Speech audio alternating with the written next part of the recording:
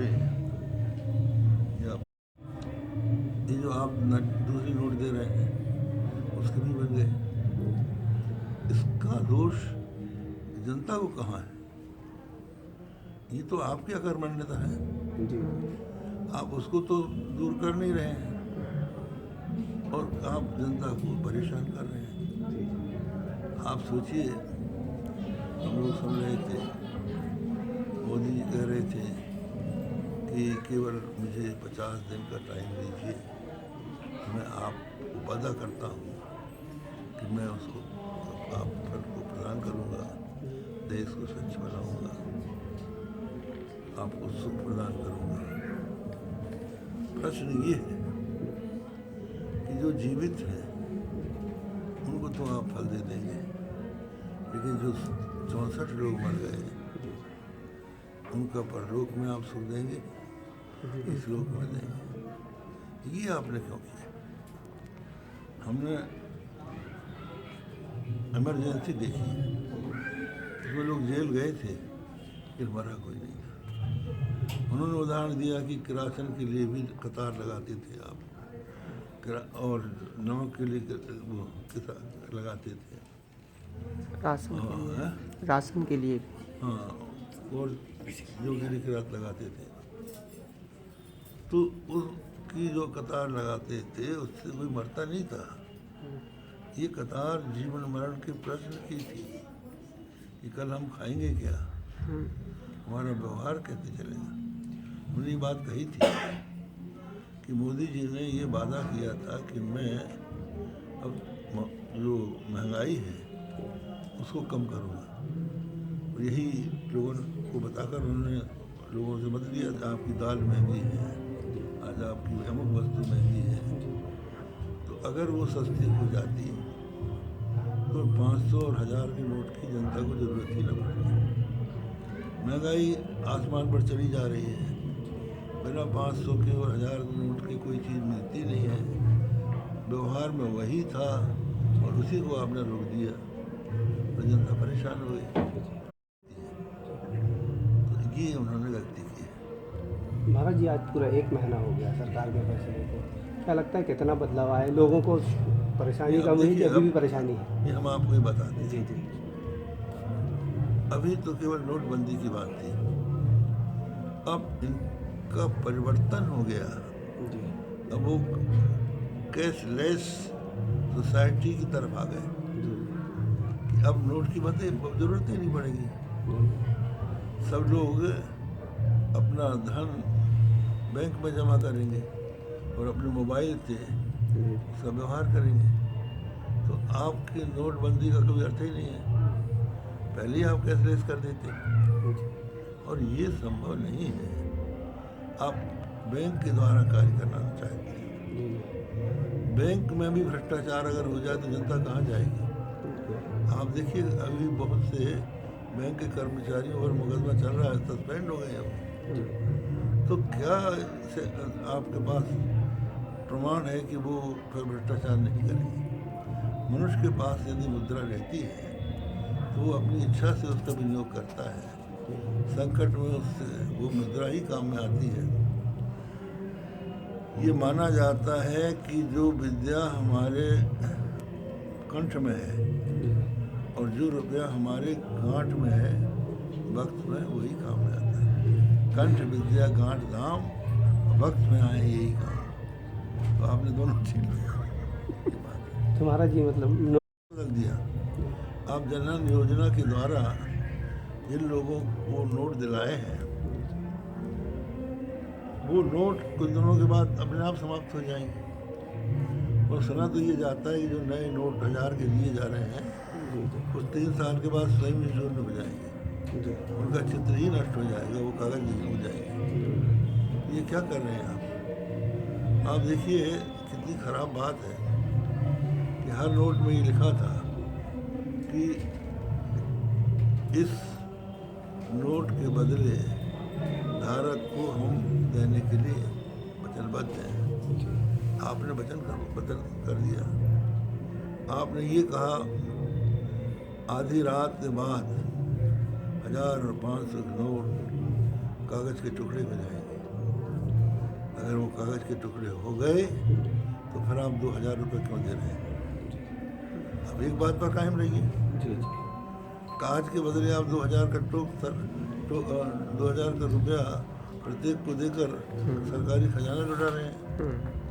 या तो आपको ये कहना नहीं चाहिए था, अगर आपने कह दिया तो हो गया, पक्की बात रही है। आप जनधन योजना पर जिनके पास रुपया है उनको बेईमानी का उपदेश कर रहे हैं कि तुम अब किसी को मत देना, लेकिन उन बेचारों को जो रुपया रखेंगे उसमें से वो कितना खर्च कर पाएँ इसका उनके ऊपर उनका अधिकार नहीं होगा। वो नाबालिग की संपत्ति होगी।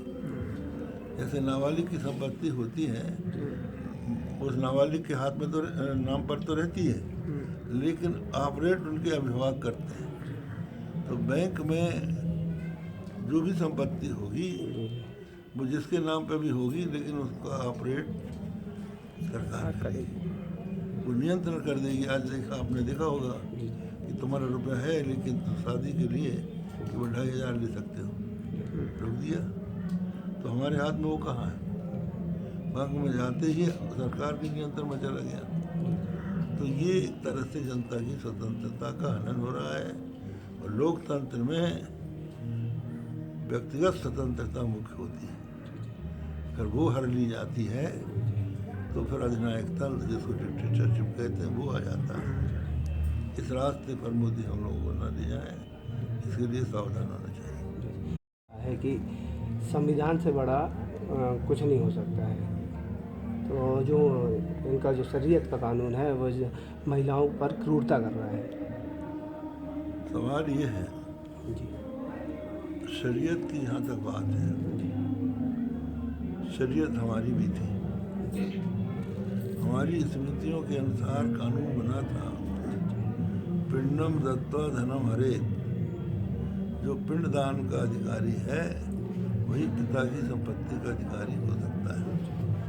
हमारे यहाँ ये नियम था कि जिसके साथ आपकी सप्तपदी हो गई वो आजन्म आपका रहेगा, तो वो हट नहीं सकती, उसको आप तलाक नहीं दे सकते। जी लेकिन हमारे शास्त्रों का उल्लंघन करके हिंदू कोड बिल पास कर दिया गया और ये लिखा गया, इस कानून के बनते ही हिंदुओं के तमाम वेद शास्त्र और रीति रिवाज मनसूख किए जाते हैं। एक झटके में आपने हिंदुओं के 2 शास्त्रों को मनसूख कर दिया। अब उनकी बात पर आप क्यों डर रहे हैं और क्यों पूछते हैं? जी जी करिए। संविधान से बड़ा कुछ नहीं हो सकता।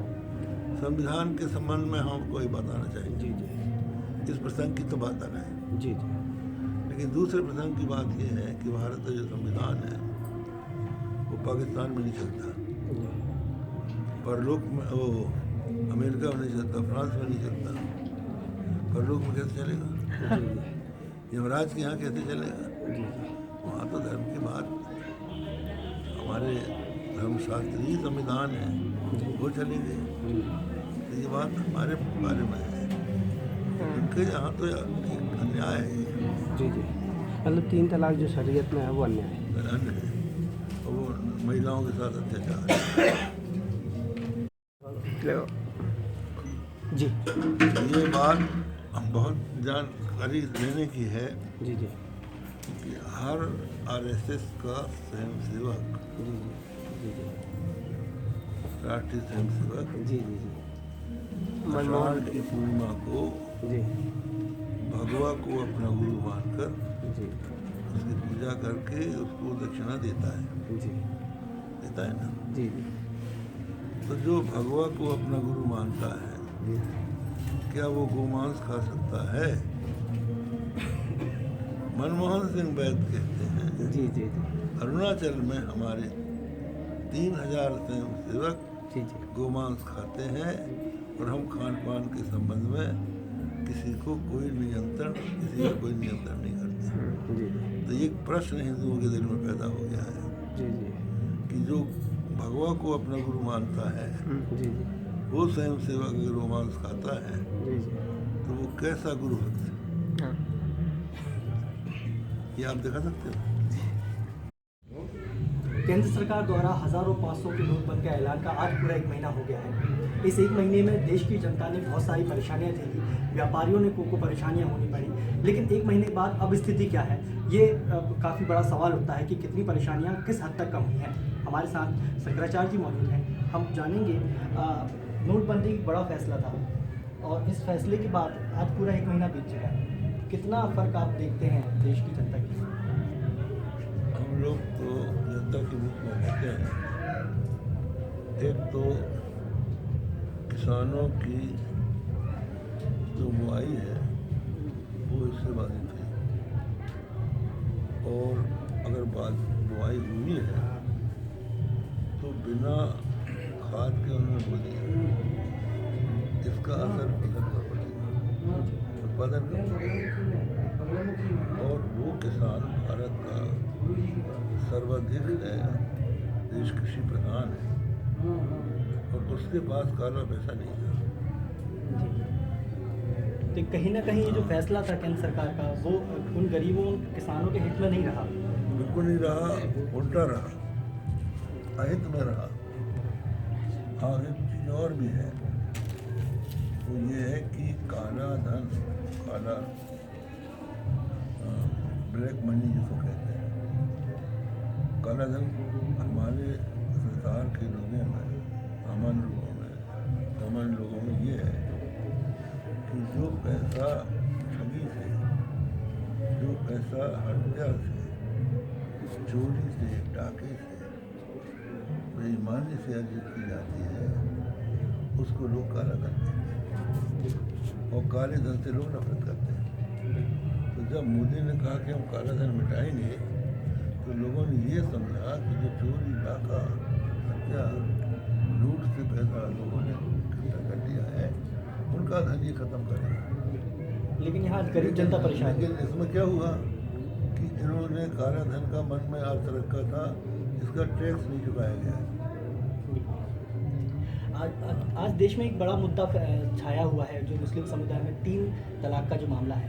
इलाहाबाद हाईकोर्ट ने आज फैसला, मतलब एक बात कही है कि पर्सनल लॉ संविधान से ऊपर नहीं होता। 3 तलाक के मुद्दे पर क्या आपकी विचारधारा है? हमारी विचारधारा ये है, हमारे यहाँ तो ये माना जाता है कि महिलाओं का जिस पुरुष से विवाह होता है, वो भाजपा का ये कर्तव्य है कि जब तक वो जीवित रहे उसका वो भरण पोषण करे। ऐसी स्थिति में उससे 3 बच्चे पैदा करके अपनी जिम्मेदारी से भागने के लिए उस पत्नी के प्रति जो उसकी जिम्मेदारी है, और उनकी लड़कों की जो जिम्मेदारी है उससे भागने के लिए अगर वो 3 बार तलाक कह देता है तो वो कानून हो जाए। ये अन्याय की बात है, स्वाभाविक है।